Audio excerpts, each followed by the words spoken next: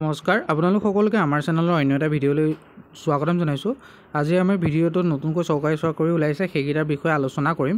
আজি আপোনালোকৰ ভিডিঅ'টোত আপোনালোকে 10 পাছ 12 পাছ গ্ৰেজুৱেট আৰু ITI ডিপ্ল'মা কৰা সকলৰ বাবে পদ থাকিব। আপোনালোকে ভিডিঅ'টো ধৈৰ্য সহকাৰে শেষলৈকে চাব।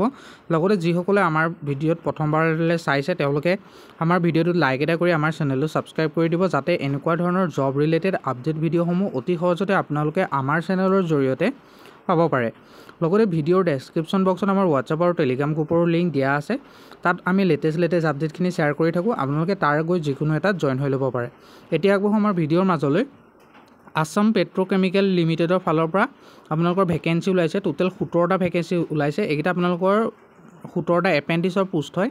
ইয়াত আপোনালোকৰ 55% মাৰ্ক লৈ আপোনালোকে যিসকলে ডিপ্ল'মা ITI কৰিছে তেওঁলোকে এই পদকেইটাৰ বাবে আবেদন কৰিব পাৰে। ইয়াৰ বাবে আবেদন আপোনালোকৰ চলি থকা নাই। ইয়াত ডাইৰেক্ট ৱাক ইন ইণ্টাৰভিউৰ কাৰণে আপোনালোক যাব লাগিব। মন্থলি ষ্টাইফেণ্ড আপোনালোকৰ ITI ডিপ্ল'মা হোল্ডাৰসকলে 7,000 টকা পাব। ডিপ্ল'মা ইন ইঞ্জিনিয়াৰিং হোল্ডাৰসকল অৰ্থাৎ পলিটেকনিক যিসকলে পাছ কৰিছে তেওঁলোকৰ ষ্টাইফেণ্ড মন্থলি 8,000 টকা হ'ব। আৰু ডিউৰেশ্যন অফ এপ্ৰেণ্টিছৰ আপোনালোকৰ 1 বছৰ হ'ব। লোকেশ্যনটো আপোনালোকৰ নামৰূপত পোৱাৰ সম্ভাৱনা আছে। আৰু ইয়াত 55% মাৰ্ক লৈ পাছ কৰাসকলে পদকেইটাৰ বাবে আবেদন কৰিব পাৰিব, যিসকলে 22, 23 আৰু 24 চনত পাছ আউট কৰিছিল। ইয়াত আপোনালোকৰ 16/6/2025 মেকানিকেল আৰু চিভিলৰ কাৰণে আপোনালোকে ৱাক ইন ইণ্টাৰভিউৰ কাৰণে যাব লাগিব। 17/6/25 আপোনালোকৰ কেমিকেল আৰু ইনষ্ট্ৰুমেণ্টেশ্যনৰ কাৰণে, আৰু 18/6/2025 আপোনালোকৰ ইলেক্ট্ৰিকেলৰ কাৰণে এপ্ৰেণ্টিছশ্বিপৰ যি ৱাক ইন ইণ্টাৰভিউৰ কাৰণে আপোনালোকে যাব পাৰিব। আৰু আপোনালোকৰ টাইমটো হৈছে 9টা বজাৰ পৰা 2টা বজাৰ ভিতৰত। আৰু ডকুমেণ্ট আপোনালোকক কি লগত লৈ যাব লাগিব: 10% marksheet, pass certificate, 12% marksheet, pass certificate, diploma marksheet আৰু পাছ চাৰ্টিফিকেট লাগিব, বায়'ডাটা, তাৰপিছত copy of bank passbook, address proof, copy of Aadhaar card, copy of PAN card, latest colour passport size photocopy 4 copy, caste certificate যদি আছে caste certificate লাগিব, medical fitness certificate লাগিব, 16 ডিজিটৰ NATSৰ 2.0 registration নাম্বাৰটো লাগিব, আৰু 11 ডিজিটৰ NAPSত registered number আপোনালোকে online আবেদন কৰোঁতে দিব লাগিব, যিকেইটা আপোনালোকে গভৰ্ণমেণ্ট এপ্ৰেণ্টিছশ্বিপ যিটো india.gov.in আপোনালোকে ছাবমিট কৰিলে এই নম্বৰকেইটা পাব। নেক্সট যিটো নটিফিকেশ্যন আহিছে যিটো আছাম পাব্লিক ছাৰ্ভিচ কমিশ্যনৰ ফালৰ পৰা আহিছে। লাষ্ট ডেট আপোনালোকৰ 26 জুন হয়। ইয়াত আপোনালোকৰ APSCৰ ফালৰ পৰা 11টা functional manager, project manager, deputy director vacancy মুকলি কৰি দিছে, যিকেইটাৰ বাবে তেওঁলোকে আবেদন বিচাৰিছে। আৰু অন্তিম তাৰিখটো হৈছে আপোনালোকৰ 26 জুন 2025। ইয়াত আপোনালোকে আবেদন বৰ্তমান কৰিব পাৰে। আৰু যদিহে আপোনালোকে ইয়াৰ যিটো ডিপাৰ্টমেণ্ট হয় এইটো চাবলৈ যায়, ইণ্ডাষ্ট্ৰিজ এণ্ড কমাৰ্চ ডিপাৰ্টমেণ্ট আছামৰ ফালৰ পৰা আহিছে।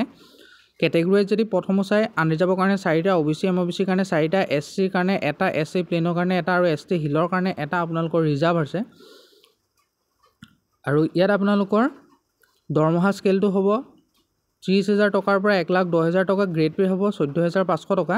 আৰু বয়সৰ সময়সীমাটো 30 বছৰৰ পৰা 45 বছৰৰ ভিতৰত প্ৰত্যেকজন কেণ্ডিডেট পদকেইটাৰ বাবে আবেদন কৰিবলৈ ইলিজিবল হয়। বয়সৰ এজ ৰিলেক্সেশ্যনো ইয়াত সুবিধা দিছে। SC আৰু ST সকলে 5 বছৰ, OBC MOBC সকলে 3 বছৰ আপোনালোকে এজ ৰিলেক্সেশ্যনৰ সুবিধা পাব। যিসকলে বৰ্তমান আমাৰ ভিডিঅ'টো চাইছে তেওঁলোকে আমাৰ ভিডিঅ'টো লাইক এটা কৰক আৰু চেনেলটো ছাবস্ক্ৰাইব কৰি থৈ যাবলৈ নাপাহৰিব। যিটো নৰ্মেল ফেমিলি নৰ্মছ হয় সেইটো আপোনালোকৰ সেইখন ফৰ্ম ফিল আপ কৰিব লাগিব, যিটো ফৰ্ম A হয়। আৰু চিটিজেনশ্বিপটো আপোনালোকৰ অসমৰ নাগৰিক হ'ব লাগিব, লগতে PRC লাগিব। আৰু এডুকেশ্যন কোৱালিফিকেশ্যন যদি চাবলৈ যায় যিকোনোত আপোনালোকে গ্ৰেজুৱেট হ'লেই হ'ল। আৰ্টছ, ছায়েন্স, কমাৰ্চ লাগিলে আপোনালোকে যদি ইঞ্জিনিয়াৰিং কৰিছে গভৰ্ণমেণ্ট তাতো আপোনালোকৰ গ্ৰেজুৱেট হ'লেই আপোনালোকে এই পদকেইটাৰ বাবে আবেদন কৰিবৰ কাৰণে আপোনালোক ইলিজিবল হয়। আৰু ইয়াৰ আবেদন চলি আছে। 26 জুন আপোনালোকৰ আবেদনৰ অন্তিম তাৰিখ। এক্সপিৰিয়েঞ্চ আপোনালোকৰ ইয়াত বিচাৰিছে গভৰ্ণমেণ্ট ডিপাৰ্টমেণ্টৰ গভৰ্ণমেণ্ট আণ্ডাৰটেকিঙত আপোনালোকৰ 8 বছৰ, মিনিমাম 5 বছৰ আপোনালোকৰ যদি তেনেকুৱা ধৰণৰ পজিশ্যনত কাম কৰাৰ অভিজ্ঞতা আছে তেনেহ'লে আপোনালোকে এই পদটোৰ বাবে আবেদন কৰিবৰ কাৰণে ইলিজিবল হয়। এপ্লিকেশ্যন ফিজ এটা পে' কৰিব লাগিব, যিটো জেনেৰেলসকলে 297, OBC MOBC 197, ST SC BPL আৰু PWBD কেণ্ডিডেটসকলে 47.20। ইয়াৰ আবেদন আৰম্ভ হৈছে আপোনালোকৰ 27 মে'ৰ পৰা, আৰু অন্তিম তাৰিখ আপোনালোকৰ 26 জুন পৰ্যন্ত এই পদকেইটাৰ বাবে আপোনালোকে আবেদন কৰি থাকিব পাৰিব। আপোনালোকে গোটেইকেইটাৰ অফিচিয়েল নটিফিকেশ্যনটো চাবৰ কাৰণে অসমকেৰিয়াৰ.in ভিজিট কৰিব পাৰে। মই ভিডিঅ'ৰ ডেছক্ৰিপশ্যন বক্সত লিংক দি দিম, আপোনালোকে তাত গৈ এবাৰ আমাৰ ৱেবছাইটটোত ভিজিট কৰি চাই ল'ব। আৰু আপোনালোকে হোৱাটছআপ আৰু টেলিগ্ৰাম গ্ৰুপত জইন হৈ ল'বলৈ নাপাহৰিব। আজিলৈ ইমানেই, আকৌ লগ পাম অন্য এটা ভিডিঅ'ত। ধন্যবাদ।